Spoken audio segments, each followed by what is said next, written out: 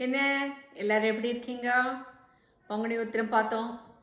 சித்ரா பௌர்ணமி கள்ளழகர் ராத்துல இறங்க போறாரு. இனிமேல் தான் 12ஆம் தேதி மே மாதம்.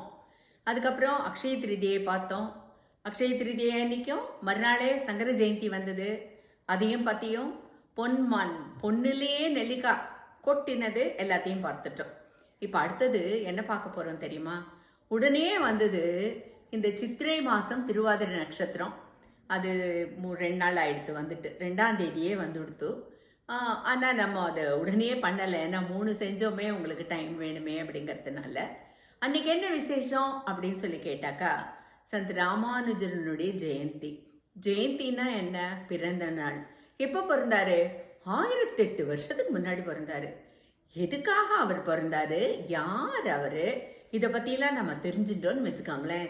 இன்னைக்கு பேசுகிறாங்கல்ல, உள்ள உடலை கோவிலுக்குள்ள அது பண்ணலை இது பண்ணலைன்னு. அவர் ராமானுஜர் என்னெல்லாம் கற்றுக் கொடுத்தாரு, ஏன் இப்படி நடுவில் நம்ம மறந்து போயிடுறோம். அப்புறம் அதை ஞாபகப்படுத்துறதுக்கு வேற ஒருத்தர் இந்த பூமியில் பிறக்கிறாரு. இதனுடைய இதெல்லாம் உங்களுக்கு தெரிஞ்சுக்கணும் இல்லையா? ராமானுஜன்ற ஜெகதாச்சாரியார் அவர்.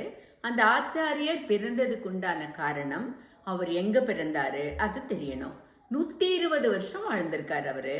1008 வருஷம் ஆச்சு அவருடைய பிறந்த நாள் நம்ம இப்ப கொண்டாடுறது.